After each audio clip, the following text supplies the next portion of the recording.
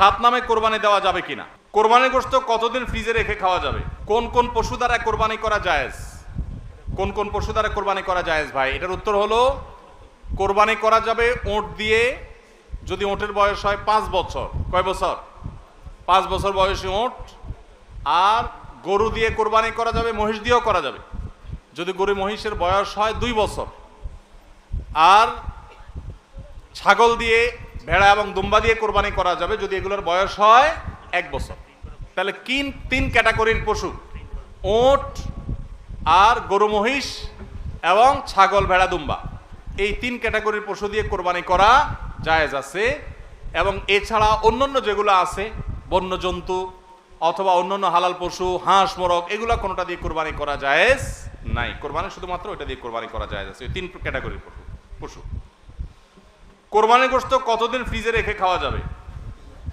কোরবানির গোশত কতদিন ফ্রিজে রেখে খেতে পারবেন? ভাইরা আমার, এটার কোনো লিমিটেশন নাই। এটা নির্ভর করবে আপনার রুচির উপরে। এটা নির্ভর করবে যে আপনি কতদিন রেখে নিজে খেতে চাচ্ছেন বা এটা কতদিন ভালো থাকে তার উপরে। অনেকে খুব বেশি দিন গোশত ফ্রিজে রেখে, মাছ ফ্রিজে রেখে খেতে পছন্দ করেন না। ভাইরা আমার, কোরবানির গোশত যেহেতু আল্লাহকে আমি দিয়ে দিয়েছি, এটা আসলে আমার কিনা গোশতের মতো না। অতএব এখানে আমি যেটুকু পাই ওইটুকুই আমার জন্য বেশি, এই মানসিকতা থাকলে তাহলে গোশতের মধ্যে লাভ লস আর হিসাব করার মানসিকতা আমাদের থাকবে না। কোরবানির পশুর গোশত বেশিরভাগই দান করে দিবেন। আপনি 3 ভাগের 1 ভাগ দান করলেন, 1 ভাগ আত্মীয় স্বজনকে খাওয়ালেন, আরেক ভাগ আপনি রেখে দিলেন। এটা হলো মুস্তাহাব, কিন্তু এটা জরুরি না। কেউ যদি বেশিরভাগও রেখে দেয় তার কোরবানি হয়ে যাবে।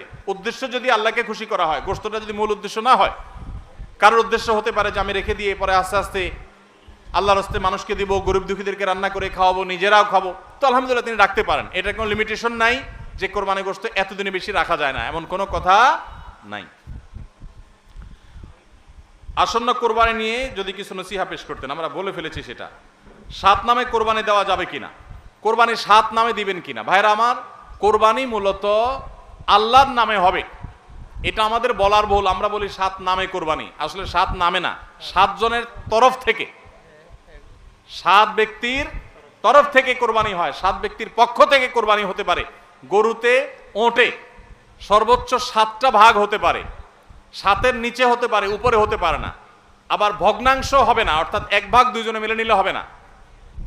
বুঝে আসছে কথা? 3 ভাগ হতে পারে, 2 ভাগ হতে পারে, 7 ভাগ সর্বোচ্চ হতে পারে। 7 ব্যক্তির পক্ষ থেকে কোরবানি যথেষ্ট হবে। গরু এবং ওঁটে, মহিষে, এগুলোতে যথেষ্ট হবে। পরিষ্কার নবী করিম সাল্লাল্লাহু আলাইহি ওয়াসাল্লামের হাদিস রয়েছে।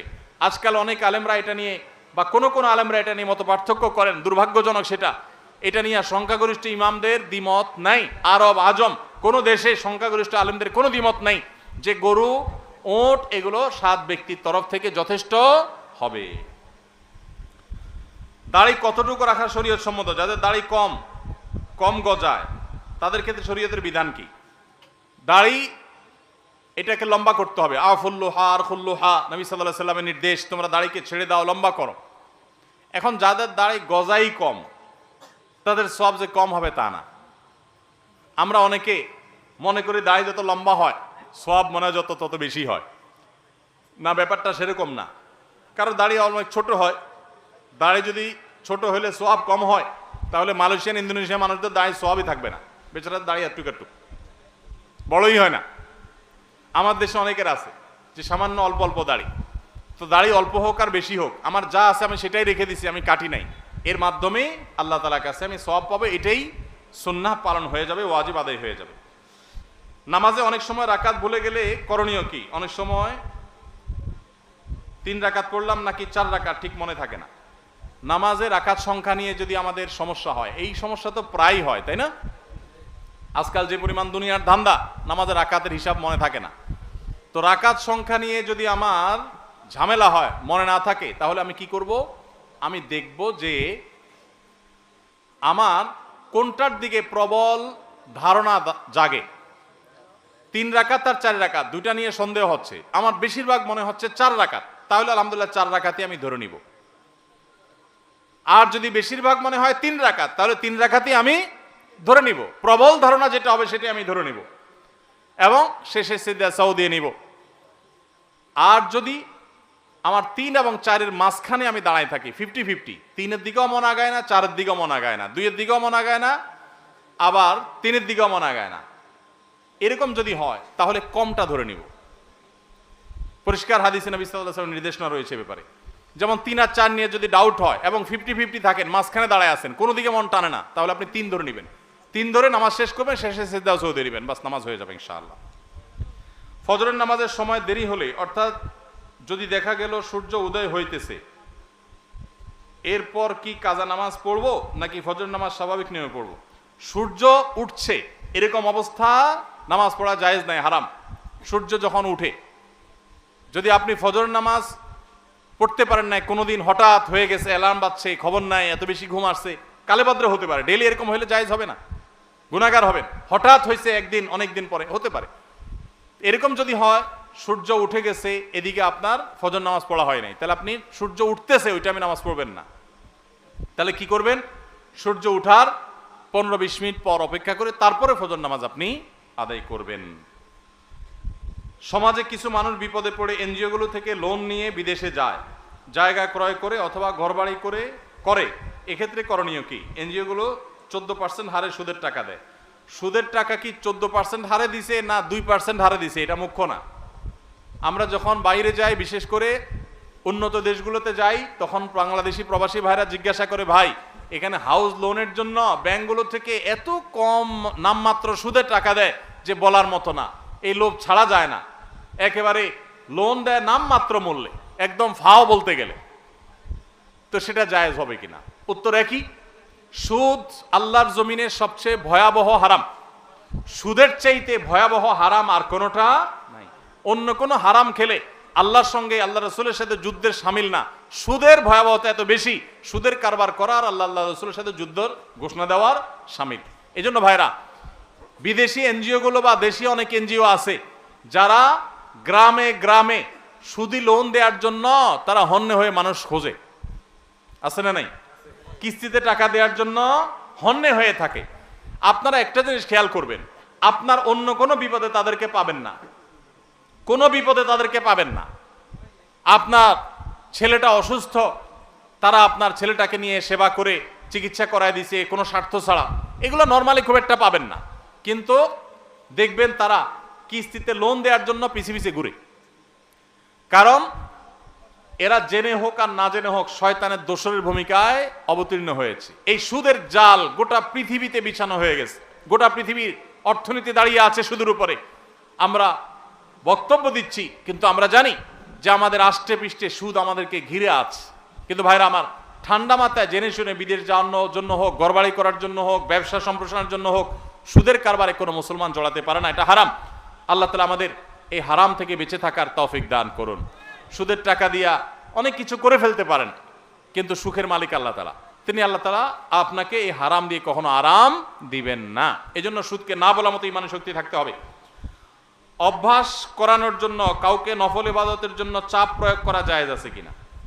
নফল ইবাদতের জন্য সাধারণ অবস্থাতে চাপ প্রয়োগ করা জায়েজ নাই, কিন্তু অধীনস্থ লোকজন, নিজের ঘরের লোকজন, তাদেরকে মৃদু চাপ দেয়া যেতে পারে, যেটা জুলুমের পর্যায়ে যাবে না। সেটা হলো দাবির জায়গা থেকে, সেটা শেখানোর জন্য, অভ্যাস করানোর জন্য অধীনস্থ নিজের পরিবারের সদস্য এরকম লোকদেরকে।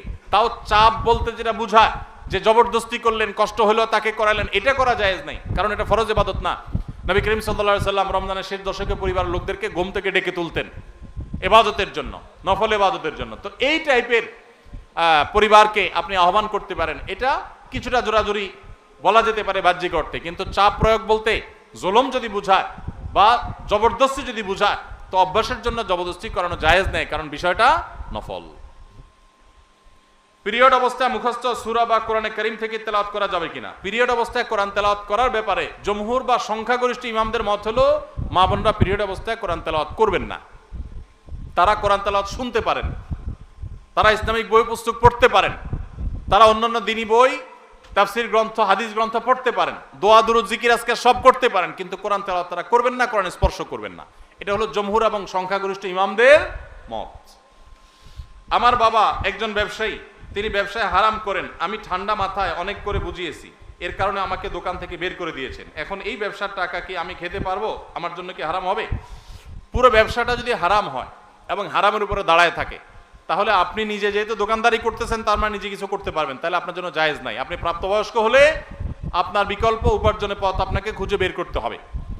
আপনি টিউশনি করে হোক, অন্য জায়গায় চাকরি করে হোক, নিজের হালাল উপার্জন করবেন। হারাম সম্পূর্ণ হারাম হলে সেটার উপর নির্ভর করতে পারেন না। হ্যাঁ, দুই একটা আইটেম হারাম আছে, ম্যাক্সিমাম হালাল, এরকম যদি হয় তাহলে সেক্ষেত্রে আপনার জন্য এটা সম্পূর্ণ হারাম হবে না। কিন্তু বাবাকে হারাম থেকে ফেরাতে পারছেন না, পরিপূর্ণ হারাম, তাহলে নিজে বিকল্প উপার্জনের পথ খুঁজে বের করবেন। কোনো কারণ ছাড়াই এই গ্রামের 3টি মসজিদে ঈদের জামাত অনুষ্ঠিত হয়, অথচ এই গ্রামে পূর্বে সবাই একত্রিত হয়ে ঈদগাহে সালাত আদায় করত। এ নিয়ে গ্রামের মানুষের মধ্যে বৈষম্য, মতপার্থক্য দেখা দেয়, ফলে গ্রামের মানুষ একে অন্যের উপর রাগ, ক্ষোভের সৃষ্টি হয়। ভাইরা আমার, একই গ্রামে 3টা ঈদের নামাজ হয়, 3টা মসজিদে ঈদের নামাজ হয়। আগে সব মসজিদের মুসল্লিরা মিলে একটা ঈদগাহে নামাজ পড়তেন। অবশ্যই আগেরটা অধিকতর উত্তম ছিল, এখন যেটা হয় সেটা উত্তম নয়। ঈদ এটা নিয়ম হলো মাঠে হবে, মসজিদে হবে না। কোনো কারণ ছাড়া মসজিদে ঈদের নামাজ আদায় করা এটা সুন্নাহর খেলাফ, মাকরুহ। ভাইরা আমার, নবী করিম সাল্লাল্লাহু আলাইহি সাল্লাম ঈদের নামাজ পড়ার জন্য মাঠে বের হয়ে যেতেন।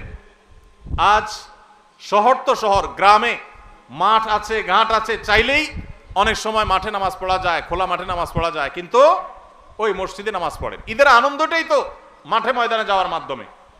প্রত্যেক মসজিদে মসজিদে ঈদের নামাজ পড়া এটা কোনো উত্তম কাজ না। উত্তম হলো কয়েক মসজিদের মানুষ একত্র হয়ে একটা উন্মুক্ত জায়গায় নামাজ পড়বে, এটাই হলো সুন্নাত। ওইটা সুন্নাত না। মসজিদে মসজিদে ঈদের নামাজ পড়া এটা কি না? সুন্নাত না। অতএব আপনাদের এলাকাতে আগে যেটা হতো সেটা সুন্নাত, আবার যদি আপনারা সেটা প্রতিষ্ঠা করতে পারেন ভালো হয়। ভাইরা আমার, কেন মসজিদে মসজিদে ঈদের নামাজ হয়? কারণ কি? কারণ একেবারে পরিষ্কার। কারণ হলো সব মসজিদের কমিটির লোকজন তারা সবাই নেতা হতে চায়, কেউ কাউকে মানতে রাজি না। আরেক ঈদগাহে যদি যে নামাজ পড়ি তাহলে তো আমাদের ইজ্জত থাকবে না, তাহলে তো আমাদের সম্মান থাকবে না, মুখ থাকবে না। এই কারণে অনেকে দেখা যায় যে তারা নিজেরা সভাপতি, সেক্রেটারি, নিজেরা মোড়লগিরি, মাতবরগিরি করবে, এই জন্য নিজের মসজিদে জামাত শুরু করে দেয়। মোড়ল মাতবরগিরি করার যদি উদ্দেশ্য হয় তাহলে এটা কিসের ইবাদত? ইবাদত যদি নবী করিম সাল্লাল্লাহু আলাইহি সাল্লামের আনুগত্যের নাম হয় তাহলে আপনার মসজিদে নয়, বরং সেটা মাঠে হবে। প্রত্যেক মসজিদ না, কয়েক মসজিদের মানুষ মিলে ঈদের নামাজ হবে। দেখুন, ইসলামের নামাজের ব্যবস্থাপনাটা এত সুন্দর। 5 ওয়াক্ত নামাজ পাঞ্জেগানা মসজিদে হবে। প্রত্যেক এলাকার ছোট ছোট ঘর বাড়ির, ছোট বড় ঘর বাড়ির লোকেরা তারা দিনে 5 বার একত্র হবে, কুশল বিনিময় হবে, একজন একজনের হালপুরসি করবে। এটা একটা সৌন্দর্য। আবার জুমার নামাজ, জুমা মানেই হলো একত্র করে, যে অনেকগুলো পাঞ্জেগানা মসজিদের মুসল্লিদেরকে একত্র করবে জুমার নামাজ। আবার ঈদের নামাজ হলো অনেকগুলো জুমার নামাজের মুসল্লিকে একত্র করবে, আরো বড় পরিসরে হবে, সেটা হলো ঈদের নামাজ। আর আরাফাতের ময়দান হলো গোটা বিশ্বের মুসলমানদেরকে একত্র করবে, সেটা আরো বড় পরিসরে। এটাই হলো নামাজের সৌন্দর্য। এই চেইনটা ইসলাম দিয়েছে, কিন্তু আমরা সেটাকে নষ্ট করে ফেলেছি। এই জন্য আপনাদের গ্রামে যারা 3টা মসজিদে বিভক্ত হয়েছেন তারা আবার একটা ঈদগাহে একত্র হন। আল্লাহ আপনাদেরকে সুন্নাতের উপর আসার তৌফিক দান করুন।